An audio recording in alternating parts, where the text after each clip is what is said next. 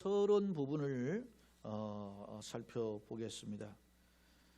예레미야 27장은 시드기야 왕 즉위 초기에 유다와 주변 열방에 대한 임박한 멸망을 선포함으로써 하나님의 심판 도구로 사용되고 있는 바벨론에 대항하지 말 것을 권고하고 있다.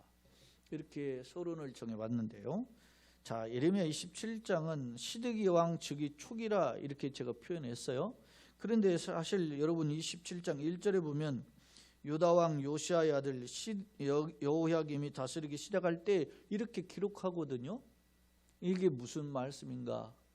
이거는 학자들의 견해에 의하면 이 여호야김이 아니고 시드기야를 여호야김으로 잘못 기록한 오기라는 것이죠. 왜냐하면 근거가, 자 3절에도 보면 유다 왕 시드기야를 보러 예루살렘에 온 사신들이 이렇게 표현하고 있죠. 그 다음에 12절에도 보면 우리가 읽지는 않았지 11절까지 읽었으니까요. 12절에 내가 이 모든 말씀대로 유다 왕 시드기야에게 전하여 이르되, 그렇게 표현해요. 자, 시드기야가 계속 나오는데 이 시드기야는 여호야김과 어떻게 연대가 다른지 제가 설명할게요. 자, 여호야김이라는 왕은 요시아의 아들이 맞고요. 시드기야도 요시아의 아들이 맞아요. 근데 요시아 왕이 무기토 전쟁에서 죽고 백성들이 그의 셋째 아들인 여호아스를 왕으로 옹립했는데 무기토 전쟁에서 승리한 이 애굽이 그 여세를 몰아서 백성이 옹립한 요시아의 아들 여호아스를 끌고 애굽으로 가고 그의 형, 바로 위의 형이죠, 여호야김을 왕으로 세웠단 말입니다. 이때가 기원전 609년이에요. 609년. 그러니까 혹자는 8년으로도 봐요. 그건 연대는 정확하지 않으니까. 왜냐? 609년에 요시아 왕이 죽었고 무기토 전투에서, 그리고 그의 아들 여호아스가 3개월 열흘, 석 달 열흘을 통치했고 그에 이어서 여호야김이 왕이 되었기 때문에 혹자는 609년, 혹자는 608년 이렇게 보거든요. 그리고 11년이 지나요. 11년이 지나고 나서 그의 아들 여호야김의 아들인 여호야긴이 왕이 되어서 석 달을 통치합니다. 석 달. 그러니까 어떻게 보면은 제가 설명했는데 앞선 그 여호아스는 석 달, 그 밑에 이제 여호야긴은 또 이제 석 달 열흘, 이런 기간, 그러니까 석 달 기간이라고 보면 되는 기간들을 이 두 왕이 샌드위치로 하고 있어요. 그리고 마지막 왕이 시드기야가 왕이 되는데 이 왕이 된 왕의 연도가 기원전 697년이에요. 그러니까 자기의 위에 있는 형의 여호야김과의 왕이 되는 연한이 차이가 11년 간격이 있으면 알 수 있죠. 그죠? 자, 그걸 근거를 해서 볼 때 27장 3절 유다 왕 시드기야를 보러 왔다 그래요. 그러니까 이게 이때가 맞은 거예요. 그러니까 앞선 1절을 여호야김으로 보면 1절과 3절이 맥이 같지 않아요. 문맥이. 그래서 여호야김이 아니고 시드기야가 다스리기 시작할 때라고 하는 거예요. 그러면 시드기야가 1년 차에 다스릴 때 이 메시지가 주어졌고, 시드기야 11년 차에 유다가 완전히 망하고 3차 포로로 끌려가거든요.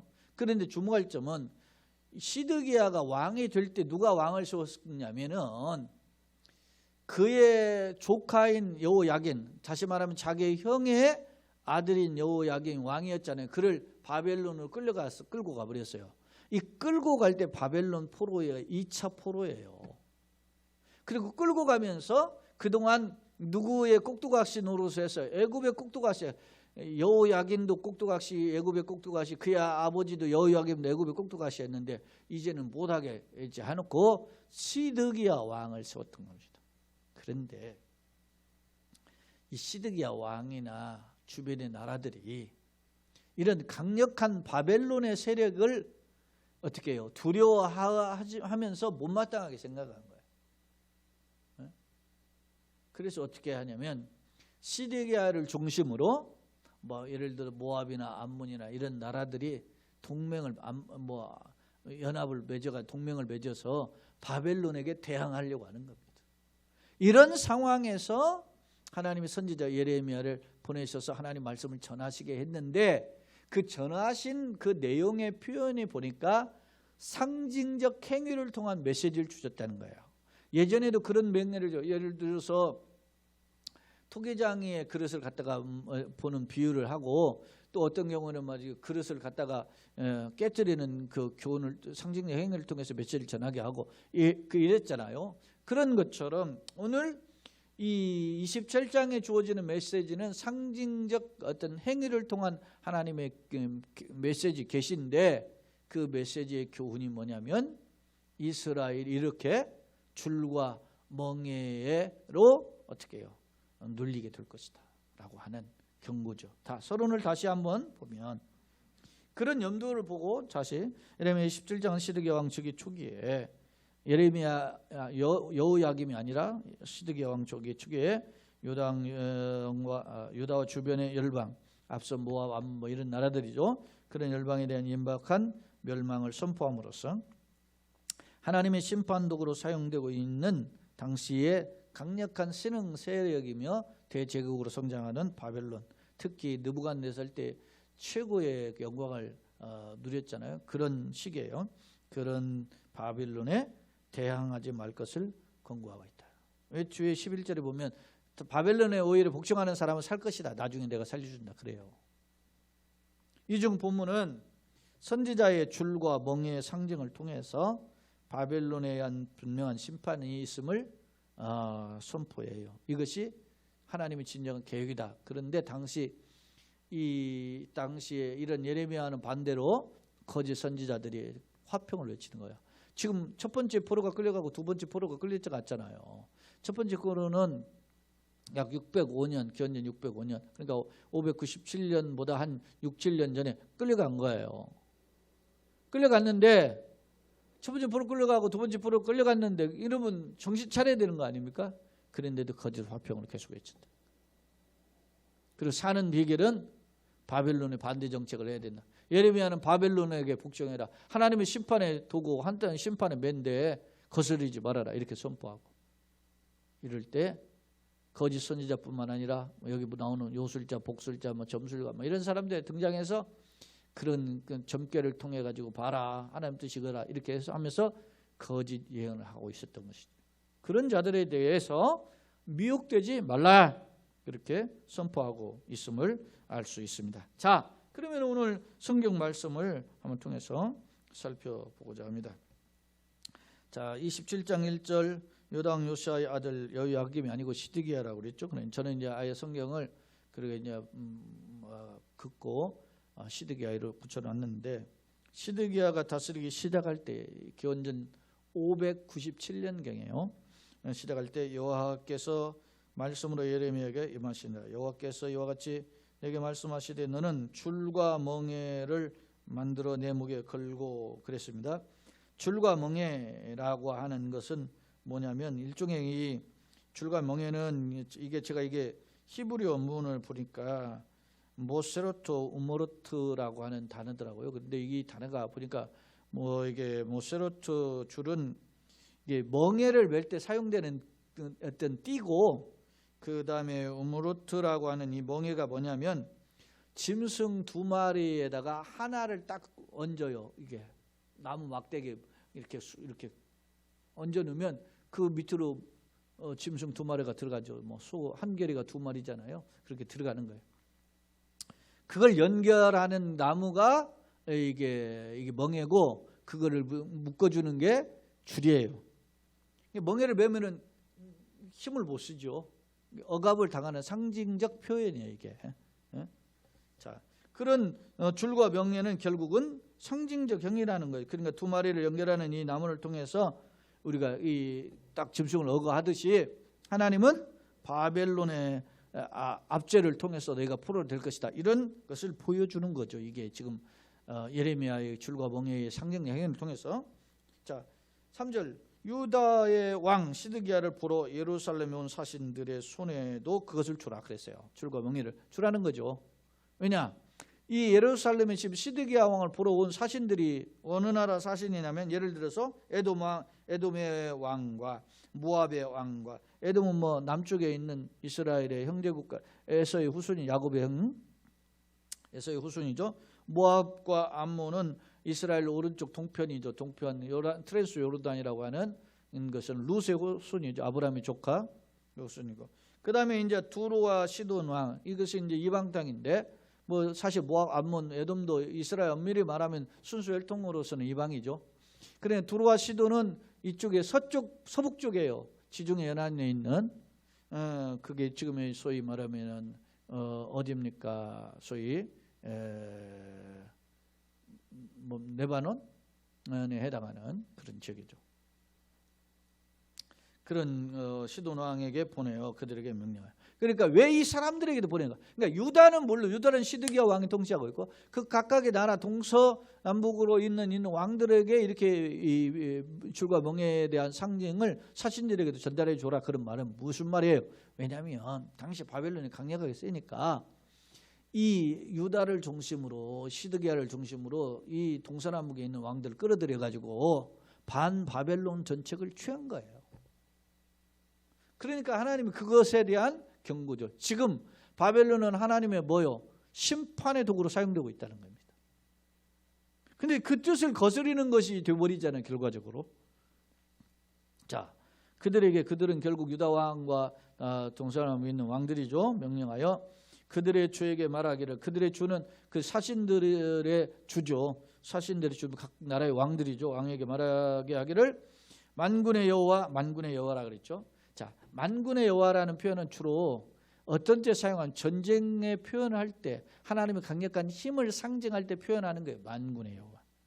예? 모든 군대에 하나님이라는 말이 있잖아요. 전쟁적 힘을, 강력한 힘을 상징하는 표현이에요. 여호와 이스라엘 하나님께서 이와 같이 말씀하시되 너희는 너희의 주에게 이같이 전해라. 각 나라 사신들에게도 가서 니네 왕들에게 이 말을 전해라. 무슨 말이에요? 줄과 명예를 통한 교훈이나, 예? 하나님의 심판하는 고통을, 멍에를 너에게 매길까 할지다. 그런 메시지를 전하라는 거예요. 자, 나는 하나님 어떤 분입니까? 내 큰 능력과 나의 쳐든 팔, 심판의 팔이죠. 무서무시한 팔이죠. 강력한 능력의 팔로 땅과 지상에 있는 사람과 짐승들을 만들고 내가 보기에 옳은 사람에게 그것을 주었노라. 하나님은 뭐예요? 창조주, 만들었다 창조주죠. 주었다 주권을 주시는 거예요. 하나님의 통치자시라는 거예요. 허용하신 거죠. 허용을. 하나님은 세상을 창조하시고, 어떤 사람 그런 말을 하죠. 소위 초현실주의자들은 하나님이 천지를 창조하셨지만 현실과 초월해 계신다. 그렇지 않아요. 하나님은 천지를 창조하시고 세상의 주권으로 통치하시되 그것을 어떻게 허용은 하셔요. 허용. 네 마음대로 살아봐. 허용을 하는 거예요.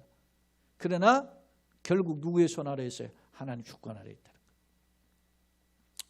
이같이 이제 말씀하시는데, 옳은 사람에게 그걸 주신, 이제 내가 이 모든 땅을 내 종 바벨론의 왕, 여러분 바벨론 왕을 뭐라고 표현해? 내 종이라고 표현하잖아요. 하나님께서 세우셨다는 거예요. 여러분 이 표현은 이사야 45장에서도 보면은 고레스 왕이 지금 에게 이야기를 해요. 고레스는 여러분 예레미야보다도 더 뒤에서 이제 세워지는 왕이 고레스잖아요. 고레스는 페르시아의 황제, 초대 황제예요. 그럼 이게 바벨론이 지금 강력한 나라인데, 바벨론을 멸망시킨 나라가 어디 누굽니까? 메디에와 바사, 페르시아 연합군이 멸망시켜요. 그러니까 아직 있지도 않는 거야. 근데 이보다 있기도 전에 누구 이사야 45장에 보면, 이사야는 예레미야보다 전에 있던 선지자인데요. 이사야는 예레미야보다 한 100여 년 전 선지자예요. 근데 그때 말씀한 거예요. 내가 창작, 고레스는 너는 나를 알지 못할지라도 그랬어요. 고레스, 너는 나를 알지 못하는데 나는 네게 칭호를 줬다. 이사야 45장에 보면. 그러면서 나는 해 뜨는 데부터 해 지는 데까지 나는 여호와라 그랬어요. 나는 어둠도 짓고 빛도 창조하시는 분이다. 생사화복의 주인이십니다. 그러니까 고레스가 지가 잘나가지고 사는 모든 건 되는 것이 아니라는 것을 하나님께 말씀하죠. 마찬가지입니다. 여러분 열국의 왕이 지금 현재 왕이 하나님의 뜻이 있는 거예요. 여러분 기독교인들이 자꾸 이 현재 대통령 모든 대통령이 못마땅하게 생각하는 할지라도 하나님도 뭔가 세우신 뜻이 있다는 걸 여러분 알아야 돼요. 싫든 좋든 간에 저도 좋아하는 건 아니에요. 그러나 여러분 하나님이 주신 분명한 메시지가 있어요. 우리가 이때 분석해야 돼. 뭘 하고 했었을까? 어? 하나님 주권의 허용 아래 있는 거예요. 누가 됐든 김정은이 됐든 저 뭐 푸틴이나 시진핑이 됐든 트럼프가 됐든 이게 다 있는 거예요. 이렇게. 그러니까 바른 지도자가 세워지기를 위해서 기도해야죠, 여러분. 여러분 얼마나 그런 기도를 해왔습니까? 내가 잘 되고 내가 행복하고 내가 건강하고 이런 것만 놓고 기도했지. 사실 국가 지도에 얼마나 중요합니까? 어? 우리가 상상이나 했습니까? 예배가 중단되는 거, 못 드리는 거, 이거 상상이나 해봤어요? 참 중요한 일이 우리가 앞에 있어요. 기도에. 이런 강력한 하나님의 경고 앞에 우리가 어떻게 해야 되느냐. 하나님의 주권을 더 바라보는 그런 믿음치의 능력이 필요하다 말입니다. 응? 자, 오늘 보니까 6절 이제 내가 이 모든 땅을 내 종 바벨론 왕 느부갓네살에게 손에 주었고 또 들짐승을 그에게 주어 섬기게 하였나니 모든 나라가 그와 그의 아들과 손자를 그 땅의 기한에 이르기까지 섬기리라. 이렇게 표현해요. 그와 그의 아들과 손자 이렇게 정확하게 표현하면 느부갓네살의 아들이 에빌무로닥이라고 하죠. 그리고 그의 손자가 벨사살인데 엄밀히 말하면 이때 지나가지고 완전 이 나라가 망하죠. 학자들은요 손자까지 가지도 않았다 그래요. 그렇게 이야기하죠. 그러나 하나님의 주권에 절대 주권 아래 있다는 거예요. 지금 이게 오늘 본문에 보면 여호와의 말씀이냐. 그러면서 8절에 이게까지 섬기되 또한 많은 나라와 큰 왕들이 그 자신을 섬기리라. 그렇게 했어요. 자, 8절 여호와의 말씀이니라. 바벨론의 왕 느부갓네살을 섬기지 아니하며 그 목으로 바벨론의 왕의 멍에를 매지 아니하는 백성과 나라는 내가 그들이 멸망하기까지 칼, 기근, 전염병. 그러니까 하나님이 세운 왕 느부갓네살 섬기지 않는 사람에게는 하나님이 이 세 가지를 보낸다는 칼과 기근과 전염병. 칼은 전쟁이죠. 기근은 굶주림이죠. 전염병 각종 질병이죠. 이것에 견딜 수 있는 사람 아무도 없어요. 여러분요. 예를 들어 전쟁 우리나라 예를 들어서 무슨 남북한에 뭐 예를 들어서 총 떡공 시험 정도 아니고 무슨 뭐 포탄이 날아가 버린 정도 돼봐요. 난리가 났지. 그동안 쌓아둔 것도 다 무너지는 거예요. 지금 전염병 코로나 사실 뭐 이렇게 뭐 전염력이 빨라서 그렇지 뭐 그렇게 많이 죽는 거 아니에요. 우리나라 그 치사율 1.77%인가 그러더라고. 그리고 세계적인 치사율이 불과 한 3.3% 이렇게 되는데 그렇게 많이 죽지 않아요. 그리고 대부분 돌아가시는 양반들 보면은 뭐 한 80대, 70, 80대 이후에 그랬던 어떤 관련 어떤 지병을 갖고 있는 분들 그런 분들이 돌아가시는데 그 보면 그 젊은 사람들은 뭐 오늘 뭐 저기 그 연구 발표된 내용에도 보면은 혹자는 코로나가 몇 번 왔는데도 안 걸린 사람이 있다더라고. 그런데 그 원인이 그 이유가 뭔지를 밝히지 못했어요. 그러니까 전염병은 이런 건데 여러분 전염병으로 멸할 정도는 어느 정도겠어요? 생각해 보세요. 그 전염병을 멸하는 그 상황이 있죠. 역병. 그죠? 출애굽 때 역병 아닙니까? 가축에서 종기가 나고 전염병. 여러분요. 출애굽기의 첫 번째 재앙에서 10가지 재앙이 전부 다 애굽의 신들을 치는 재앙이에요. 예를 들어 피재앙, 물을 신이잖아요. 물이 신. 그걸 물을 못 먹게 만드는 거죠. 물신. 예? 우리도 뭐 용왕신 바다에 용왕신 있고 뭐 물신 있지 않습니까? 그리고 개구리 재앙 같은 건 뭡니까? 개구리는 풍요의 재앙. 개구리가 비가 많이 오야 개구리가 나오잖아요. 우리도 어렸을 때 보면 비 오는 날 개구리 많이 뛰어나오잖아요. 근데 막 개구리가 막 나오면은 비가 오면은 그 소위 건국이가 분명하던 시기에 풍요를 산정한다는 거예요. 왜 비가 와야 곡식이 되니까. 그런데 막 너무 개구리가 온천나 가득하니까 막 그 개구리 때문에 못 살거든요. 식물 이런 것들을 다 뭡니까? 예, 우박으로 메뚜기, 그다음 메뚜기 갉아먹고. 가축에는 소도 뭐 여러분 멤피스라는 게 뭐예요? 황소신 아닙니까? 그게 이게 신이에요. 이 애굽에서 섬기는 신이에요. 서로를 섬기는 신인데 가축에 종기가 나가지고 뭐 가축들이 다 죽어 나가는 거예요. 그러니까 니네들 섬기는 신은 황소신 아무것도 아니다는 그런 보이죠. 흑암 신이면 여러분요 이집트의 최고의 신이 누구예요? 태양신 아닙니까? 그리고 바로가 뭐냐? 파로라는 뜻이 뭐냐면 선 오브 선이에요. 태양의 아들이란 말입니다. 근데 흑암이 찾아와 가지고 태양 아무것도 아니다. 하나님의 주권은 아무것도 아니죠. 그리고 마지막으로 생명의 주인이 그런 장자를 치므로 통해서 장자가 있어야 둘째도 있고 셋째도 있는 거 아닙니까? 그게 대표 원리를 있는 대표. 좀 이야기 좀 확대됐지만 이 모든 생사화복의 주인 누구라? 하나님입니다. 칼과 기근과 전염병 너 민족을 벌한다. 누구를 섬기자? 바벨론의 느부갓네살을 섬기잖아요. 왜냐? 바벨론은 지금 내가 세운 지금 하나님의 뭐요? 트리자 통치자다. 이야기하는 거예요. 그런데 이와는 대조적으로 보세요. 9절에 너희는 너희의 선지자나 거짓 예언자죠. 그 다음에 복술가, 꿈꾸는 자, 술사, 요술자 이런 자 선지자, 복술가, 꿈꾸는 자, 술사, 요술자 이 5명은 당대에 소위 말하면 거짓 예언을 하는 백성들의 생각을 더럽히고 헷갈리게 만드는 마음을 하나님께 향하지 못하게 하는 거짓 일종의 뭐요 악한 사탄의 앞잡이죠. 이런 자들을 이방의 사수를 쫓는 자들을 이게 대표적인 5을 거론했는데 선지자는 거짓말을 예언하는 거죠. 거짓말로 예언하는 자고 복술가는 뭐 제비뽑기 이런 걸 통해 가지고 미래를 알아맞히는 자가 복술자고 그다음에 꿈꾸는 자는 자연 현상을 통해서 접치는 자 사람이고 그다음에 또 요술자는 술사는 별을 보고 미래를 예언하는 사람이고 소위 점성가 그런 식이죠. 그다음에 요술자는 마법을 통해 가지고 그 결과를 통해서 미래를 예측하는 그런 사람들. 이런 자들이 당대에 많았던 거죠. 어느 시대든 가면 지금도 있어요. 뭐 우리에게는 보편화되지 않아서 그렇지만 문명이 없는 시대나 이런 경우는 이렇게 빠져 들어가는 거예요.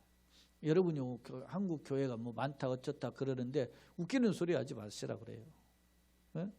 뭐 문화관광부에 등록되어 있는 뭐 역술인이 뭐 40만인가 45만이 넘는다잖아요. 여러분 기독교 목사 교역자들 15만 명도 안 돼. 교회 목사 전도사가. 그런데 뭐 교회는 많다고 하고 그거 다 복차는 소리다 이게. 술집 많은 거 뭔지 말하는 사람 보았어요? 교회가 많은 거지 뭐가 그렇게 잘못이냐고. 교회가 많으면 교회가 뭐 많아가지고서나 남 동쳐먹는 일만 합니까? 교회가 있으면 그 교회가 하나 세워지면 어찌든 이웃을 위해서 뭐 빵이라든지 뭐라든지 하나든 더 주는 것이 교회지. 근데 교회가 많다고 불신자뿐만 아니라 교회 다니는 사람들도 그래. 여기 또 교회 세워졌네. 아니 지가 무슨 돈 줘가지고 교회 세웠어? 옆에 세워주면 어때? 아니 뭐 밥집 옆에 또 밥집 생기면 또 밥집 생겼다고 뭐라고는 하는데 교회 생긴 건 또 그렇게 이야기해. 여러분 우리가 이게 영적인 현상이에요. 자 이야기가 좀 다른 각도로 갔지만 자 10절 그들은 너에게 거짓을 예언하여 너희가 이 땅에서 멀리 떠나게 그러니까 포로 끌려가게 하는 거예요. 멀리 떠나게 포로로 끌려가게 하며 또 내가 너희를 몰아내게 하며 너희를 멸망하게 한다. 3번을 반복하잖아요. 너희를 거짓 예언에 의해서 여러분이 하나님은 그냥 갑자기 이스라엘 멸망시키는 게 아니에요. 이방 나라를 멸망시키는 게 아니에요. 그들이 뭐요? 심은 대로 거두는 거죠. 죄의 삭선 사망이잖아요. 주님을 떠나서 악을 밭갈고 그 가운데 몰두했기 때문에 주님은 심판을 피할 수 없다라는 거예요. 그러나 반대로 이런 거짓 예언자, 그런 복술가, 요술자 이런 자에게 미혹되지 않고 오늘 선지자 줄과 멍에의 상징을 통한 메시지를 주는 이런 선지자의 음성에 귀를 기울이는 사람들이 있을 거 아닙니까? 그런 사람이 누구냐? 11절. 그러나 그 목으로 바벨론의 왕의 멍에를 메고 비록 현실은 끌려가, 바벨론의 포로로 끌려가, 그러나 그를 섬기는 나라는 내가 그들을 그 땅에 머물러 밭을 갈며, 밭을 간다는 살 길을 열어주시다. 그러며 살게 하리라 하셨다. 실제로 여러분이 남아있는 자들은 짓밟히고 칼에 죽임을 당하지만 끌려간 사람은 오히려 사는 길이 열어졌어. 근데 이 말씀이 오늘 1절에 보면 시드기야 왕이 통치를 시작할 때니까 기원년 597년인데 기원년 586년 11년 후에 망하거든. 11년 586년 5월에 망해요. 5월에. 예루살렘이 완전히 성전이 불탐으로 망하는 거거든.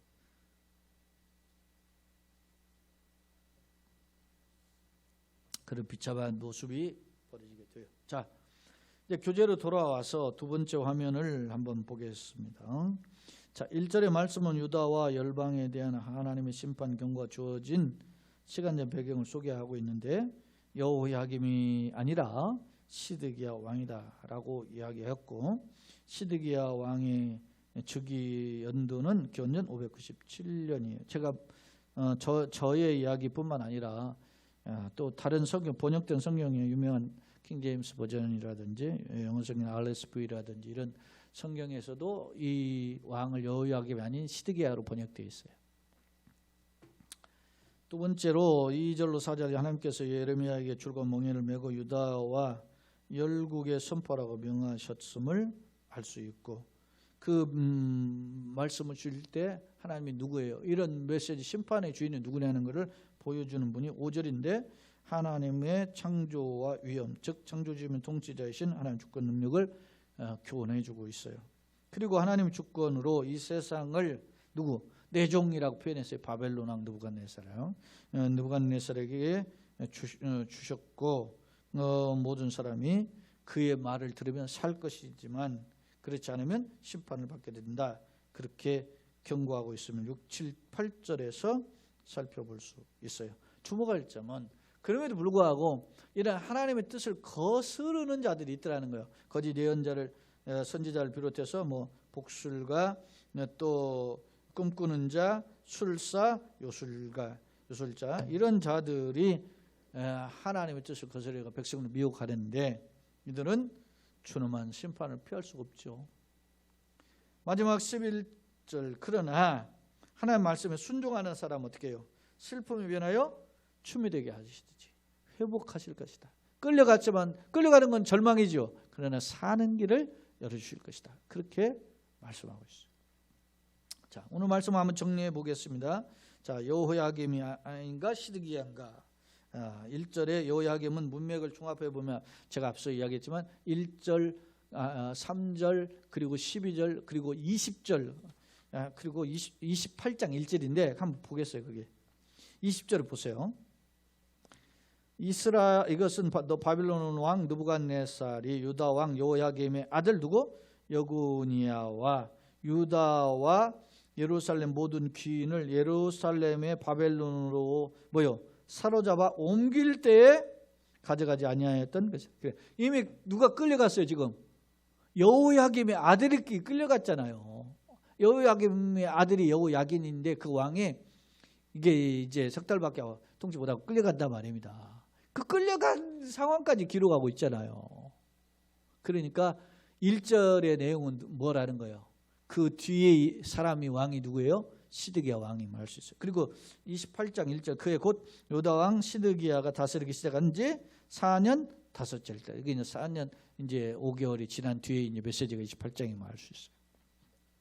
자, 이런 걸 정리해 보면 오늘 세 번째 화면의 내용에 1절은 여호야김이 아니라 시드기야다. 그러면 줄과 명령의 교훈은 뭐냐? 하나님의 주권, 첫째, 하나님은 창조주요 통치자요 심판주의치다 그런 것이고, 그 하나님 주권에 순종하는 사람, 불순종 둘로 나눠지죠. 불순종하는 자는 누구예요?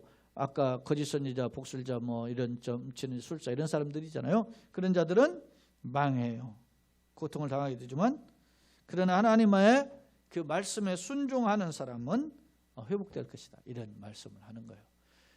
당시 왜 바벨론에 느부갓네살에 끌려가지만 하나님 말씀 따라 사는 사람은 결국엔 다 회복돼서 돌아와요. 그렇게. 그러나 하나님의 말씀을 듣지 않고 대적한 사람들은 망해질 것이다. 자, 결론입니다. 사는 비결이네요. 현실적인 선택이 아닌 약속과 경고를 통해서 분별하며 행동해야 돼요. 당시 시드기야가 어떤 선택을 했어요? 현실적으로 보면 센 나라가 있으니까 그보다 센 힘을 키우려면 애굽을 뒷배로 삼고, 그리고 주변에 동서남북에 있는 열방과 어떤 동맹을 맺어 바벨을 대적하려고. 그러나 그래도 망했잖아요. 오늘날도 그래요. 오늘날도 사람들이 말이지 줄타기 하죠. 그래야 사는 것처럼. 그러네 여러분.